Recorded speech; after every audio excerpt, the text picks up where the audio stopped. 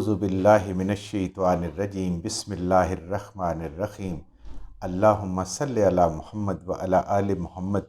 اللہ جل شانہ کا بے حساب کرم احسان اس ذات کا کہ جس نے ایک دفعہ پھر قرآن مجید سمجھنے کے لیے یہاں پہ ہمیں اکٹھا کر دیا۔ آج ہم انشاءاللہ سورہ بقرہ کی آیت نمبر 256 سے اپنا سبق شروع کریں گے۔ سورہ بقرہ آیت نمبر 256۔ اعوذ باللہ من الشیطان الرجیم بسم اللہ الرحمن الرحیم لا اکراہ فی الدین قد تبین الرشد من الغی فمن یکفر بالطاغوت ویؤمن باللہ فقد استمسک بالعروۃ الوثقی لا انفصام لہا واللہ سمیع علیم۔ لا اکراہ فی الدین، دین میں زبردستی نہیں، دین میں جبر نہیں، دین اسلام میں زبردستی نہیں ہے۔ دین اسلام کسی کو بھی زبردستی مسلمان بنانے کی اجازت نہیں دیتا۔ یہاں تک ہے کہ زبردستی کسی کو مسلمان کرنا ایک حرام کام ہے، یہ حرام ہے، مطلقاً منع ہے۔ دین پیش کیا جا سکتا ہے کسی کے سامنے، کسی قوم کے سامنے، کسی شخص کے سامنے، اس کو دین کے خد و خال بتائے جا سکتے ہیں، نبی کریم صلی اللہ علیہ وسلم کی بات کی جا سکتی ہے، اللہ کا تعارف کرایا جا سکتا ہے۔ اس کا دل مانے تو اس کو قبول کرے، اگر اس کا دل نہ مانے اس کو قبول نہ کرے۔ اس پہ کسی طرح کی زبردستی نہیں کی جا سکتی، گن پوائنٹ پہ دین قبول نہیں کروایا جا سکتا، کسی طرح کا دباؤ نہیں ڈالا جا سکتا، خواہ وہ دباؤ کسی کی طاقت کا ہو یا معاشی دباؤ ہو، کسی بھی طریقے سے اس کو دباؤ نہیں ڈالا جا سکتا۔ دین ہے صرف اور صرف پیش کیا جاتا ہے۔ جہاں بھی مسلمانوں نے فتوحات کی، جتنی بھی فتوحات کی، وہ ساری تھیں کہ کفر کے نظام کے خلاف تھیں، ان لوگوں کو زبردستی مسلمان کرنے کے لیے نہیں تھی۔ یہاں بعض دفعہ انسان کو مغالطہ لگ جاتا ہے لا علمی کی وجہ سے کہ شاید ان کو مسلمان کرنے کے، نہیں، کفر کے نظام کو توڑنا پوری دنیا میں یہ مسلمانوں کے ذمے ہے، یہ مسلمانوں کا فرض ہے۔ لیکن کفر کی طاقت کو مغلوب کرنے کے بعد ان لوگوں کو بتایا جاتا ہے کہ یہ ہمارا دین ہے، یہ اسلام ہے، یہ قرآن ہے، یہ سنت ہے، یہ اللہ کے احکامات ہیں، اگر آپ اس پہ آ جاتے ہیں، ان کو مانتے ہیں، تو آپ ہمارے بھائی ہیں، آپ کے بھی وہی حقوق ہیں جو ہمارے ہیں، آپ کی بھی وہی فرائض ہیں جو ہمارے ہیں۔ لیکن اگر آپ سمجھتے ہیں کہ آپ اس دین کو قبول نہیں کرنا چاہتے، تو اپنا جو دین ہے جس پہ تم ہو اس پہ رہو۔ اب تم نے ایک ذمہ بن کے رہنا ہے، یہاں پہ غالب اللہ کا دین رہے گا، لیکن تم اپنی مرضی کے مطابق، اپنے عقیدے کے مطابق، اپنی سوچ کے مطابق، اپنی عبادات، اعمال، رسومات جو تمہاری ہیں وہ تم کر سکتے ہو۔ اور یہاں پہ یہ بھی ایک چیز بالکل واضح ہے کہ جتنی ان کی عبادت گاہیں ہیں جس پہ وہ عبادت کرتے ہیں، کوئی اگر مخصوص کی ہوئی ہے، اس کو نقصان نہیں پہنچایا جائے گا، اس کو گرایا نہیں جائے گا، اس کو توڑا نہیں جائے گا۔ لیکن آئندہ ان کو یہ بنانے کی اجازت نہیں ہوگی، کیونکہ مملکت کون سی ہوگی؟ جس پہ اللہ کا حکم چل رہا ہے، اور ان کے حقوق جو نان مسلم ہوں گے، جو نہیں مانیں گے، مسلمان نہیں ہوں گے، دین کو نہیں مانیں گے، ان کے جو حقوق اسلام نے بتائے اس حقوق کے مطابق وہ اپنے سارے کام، ساری عبادات، ساری رسومات سب کچھ کرتے رہیں گے۔ تو دین میں بالکل زبردستی نہیں ہے۔ ہاں، جب دین میں کوئی داخل ہو جاتا ہے، خوشی سے کلمہ پڑھ لیتا ہے لا الہ الا اللہ محمد الرسول اللہ، اور گواہی دیتا ہے کہ اللہ ایک اور محمد صلی اللہ علیہ وسلم اللہ کے بندے اور رسول ہیں، اس کے بعد پھر دین کے جتنے احکامات ہیں وہ اس کو مشکل لگیں یا اس کو آسان لگیں، اس کو پسند ہوں یا اس کو ناپسند ہوں، پھر وہ لاگو ہیں فرائض، اس کے پیچھے ہٹنے کی کوئی گنجائش نہیں۔ تو پھر فرائض اور سنت نوافل جو بھی کرنا ہے وہ سب کے سب کرنے، اس کے بعد کوئی گنجائش نہیں ہے کہ نماز پڑھنے پہ دل نہیں، یا روزہ نہیں رکھ سکتا یا نہیں رکھنا، جب تک کوئی شرعی عذر پراپر نہیں ہوگا ان چیزوں کو چھوڑنے کی اجازت نہیں۔ لیکن دین میں داخل ہونے پہ کوئی زبردستی نہیں ہے، بالکل زبردستی نہیں ہے۔ قد تبین الرشد، بے شک یقیناً واضح ہو گیا، بین ہو گیا، ظاہر ہو گیا، واضح ہو گیا، الرشد ہدایت کا راستہ، من الغی گمراہی سے۔ نبی کریم صلی اللہ علیہ وآلہ وسلم کے آنے کے بعد دور جہالت ختم ہو گیا، اب روشنی کا دور شروع ہو گیا، اور اللہ نے واضح کر دیا ہے کہ یہ ہدایت کا راستہ ہے، جو بھی اس پہ نہیں ہوگا باقی سب راستے گمراہی کے ہیں۔ گمراہی کے بہت سارے راستے ہیں، ہدایت کا ایک ہی راستہ ہے، وہ ہے قرآن اور سنت۔ تو اب یہ بالکل واضح ہو گیا، اور نبی کریم صلی اللہ علیہ وآلہ وسلم نے اور آگے صحابہ کرام نے اور آگے تابعین تبع تابعین اور آج تک یہ دنیا کے ہر کونے میں پہنچانے کا کام آپ کی امت کر رہی ہے، جیسے آپ نے ذمہ لگایا تھا۔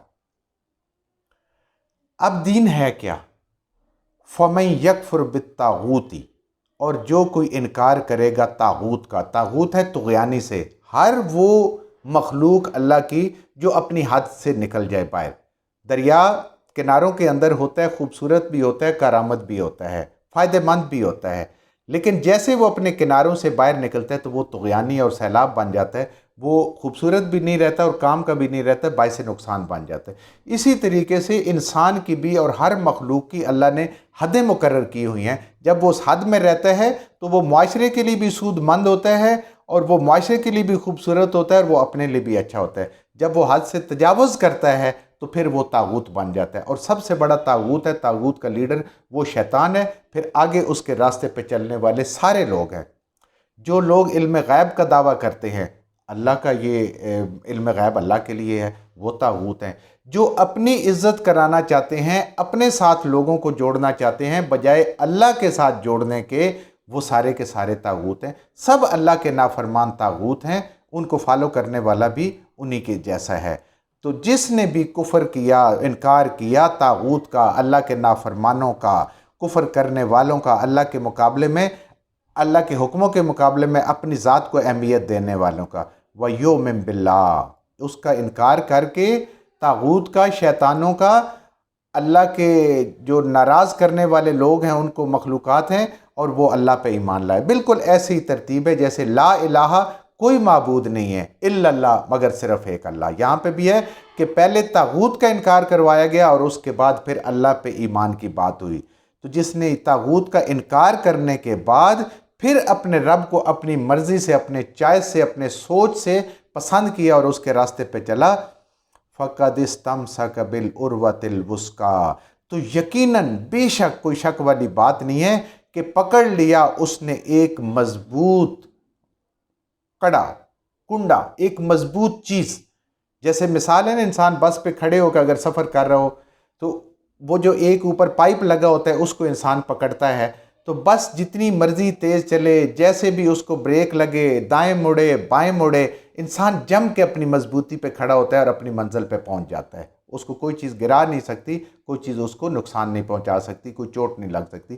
ایسے ہی ہے کہ اگر طاغوت کا انکار کر کے، شیطان کا انکار کر کے اللہ کو پکڑ لیا جائے تو سمجھ لیں کہ اس بندے نے ایک ایسا مضبوط سہارا پکڑ لیا جو دنیا میں بھی اس کو کامیاب کرے گا اور آخرت میں بھی اس کو کامیاب کرے گا۔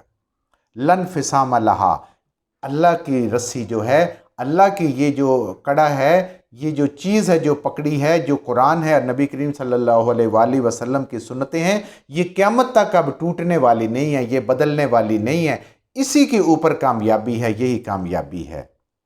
واللہ سمیع علیم، اور بے شک اللہ وہ ذات ہے جو سب کچھ سن رہی ہے اور سب کچھ اس کے علم میں ہے۔ اس کو سارا پتہ ہے کہ کوئی انسان کس نیت سے کون سا کام کر رہا ہے، راستہ بتا دیا گیا ہے، آگے انسان کی اپنی مرضی ہے کہ وہ اس راستے کا تعین کرے اور اس کے اوپر چلے یا اس کے اوپر نہ چلے۔ یہ انسان کے اپنے اوپر ہے، یہ فیصلہ اس نے خود کرنا ہے کہ طاغوت کا انکار کر کے اپنے رب پہ ایمان لانا ہے، اور اس کامیابی کی کڑے کو، اس کامیابی کی چیز کو، اس کامیابی کو، قرآن کو، اور جو آگے اللہ نے اپنے رسی بھی اس کو کہا ہے، اس کو جو پکڑے گا وہ ہمیشہ ہمیشہ کے لیے کامیاب ہو جائے گا۔ اللہ ولی الذین آمنوا، جو طاغوت کا انکار کر کے رب پہ ایمان لے آئیں گے، اللہ پہ ایمان لے آئیں گے، اور اس دین اسلام کے کڑے کو، اس قرآن کو، آقا کریم صلی اللہ علیہ وآلہ وسلم کی مبارک سنتوں کو جو پکڑ لیں گے تو اللہ کیا کرے گا؟ ان کا دوست بن جائے گا۔ اللہ ولی، اللہ ان کا مددگار ہوگا، اللہ ان کا کارساز ہوگا، اللہ ان کا رکھوالا ہوگا جو ایمان والے ہیں۔ یخرجہم من الظلمات الی النور، اور ساتھ آگے ان کو کیا ملے گا کہ ان کو اندھیروں سے نکال کے اللہ روشنیوں میں لے آئے گا، جہالت سے نکال کے نور میں لے آئے گا، شرک سے نکال کے توحید کی سمجھ عطا فرمائے گا، ان کو بھلائی اور برائی کا فرق محسوس ہونے لگے گا، انہیں حرام اور حلال کا پتہ چلے گا۔ یہ کب پتہ چلے گا؟ ایمان لائیں گے، اس قرآن کو سمجھیں گے، پھر ہمیں پتہ چلے گا حلال کیا ہے، حرام کیا ہے، اور یہ بے علمی ان کی دور ہو جائے گی، جہالت ان کی دور ہو جائے گی، اور ان کا جو دل ہے وہ نور ایمان سے منور ہو جائے گا، وہ ایمان پہ آ جائیں گے۔ یہ ہے اللہ کی طرف سے کہ ان کو قرآن کی سمجھ نصیب ہوگی، قرآن کی حکمت نصیب ہوگی، اور دل کے اندھیرے اور دماغ کے اندھیرے وہ دور ہو جائیں گے، انہیں اچھائی اور برائی میں تمیز مل جائے گی۔ یہ اللہ کی ذات دینے والی ہدایت، انہیں ہدایت مل جائے گی، گمراہی سے نکل آ جائیں گے۔ والذین کفروا، اور جو اس چیز کا انکار کریں گے، طاغوت کے پیچھے جائیں گے، اللہ کا انکار کریں گے، غیر اللہ کی حاکمیت کو تسلیم کریں گے، اللہ کی حاکمیت کے، غیر اللہ کے حکموں کو تسلیم کریں گے، اللہ کے حکموں کو چھوڑ کے وہ کیا کریں گے؟ اولیاءہم الطاغوت، تو ان کے دوست طاغوت ہوں گے۔ جس کے ساتھ اٹھنا بیٹھنا ہے، جس کی ماننا انسان اسی کا دوست ہوتا ہے نا۔ اللہ کی مانے گا، اللہ کا دوست۔ نبی کریم صلی اللہ علیہ وآلہ وسلم کی سنتوں کو مانے گا، عمل کرے گا، آقا کریم صلی اللہ علیہ وآلہ وسلم کا دوست۔ اور جو شیطان کی مانے گا وہ شیطان کا دوست، اور جو جس سرکش انسان کی مانے گا وہ اس کا دوست۔ تو وہ اس کا دوست ہوگا طاغوت، جس کا ہوگا حد سے بڑھنے والے، اللہ کے حکموں کی نافرمانی کرنے والے، جو اس کے چیلے بنیں گے تو کیا ہوگا ان کے ساتھ؟ یخرجونہم من النور الی الظلمات، تو وہ ان کو اس نور ہدایت سے، قرآن سے، نبی کریم صلی اللہ علیہ وسلم کی سنتوں سے، توحید سے دور کر کے شرک میں لے کے جائیں گے، بت پرستی میں لے کے جائیں گے، گمراہی میں لے کے جائیں گے۔ یہ ان کا کام، اس لیے کہ ان کی تعلیم یہی ہے۔ وہ پھر دنیا میں بھی ناکام ہوگا اور آخرت میں تو ہر حال میں ناکام ہوگا۔ اگر دنیا میں ظاہراً اللہ کے امتحان ہے، ہو سکتا ہے نظر نہ آئے ناکامی، کسی کی تو نظر آ بھی جاتی ہے، نہ بھی آئے، لیکن وہ آخرت کا ناکام ہے۔ کیوں؟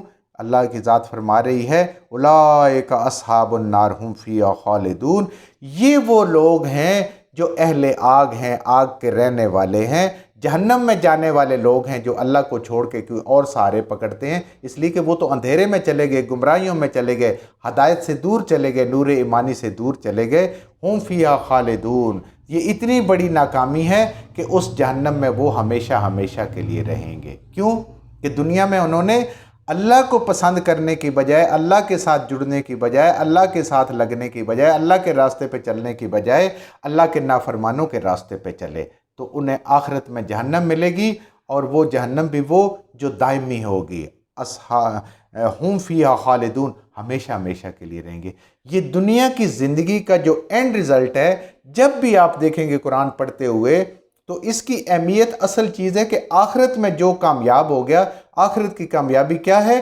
جہنم سے بچ گیا اور جنت میں چلا گیا، اس کو اللہ نے کامیاب کہا ہے۔ دنیا کے مال و دولت کمانے میں، بڑے بڑے عہدے لینے میں، کوئی اور کسی چیز کی کامیابی میں، اولاد کے ہونے میں، کسی چیز میں، بڑی برادری کنبہ ہونے کی، کسی چیز کو کامیابی نہیں کیا۔ کامیابی وہ ہے جو جہنم سے بچ گیا۔ جو کچھ ہم نے صحیح پڑھا، اللہ ہمارے ذہنوں میں، دلوں میں بٹھا دے، جہاں جہاں پڑھتے ہوئے بولتے ہیں ہم سے غلطیاں ہوں گی، اللہ ہمیں معاف فرما دے، اور ان غلط باتوں کو ہمارے ذہنوں سے، دلوں سے اللہ کی ذات نکال دے۔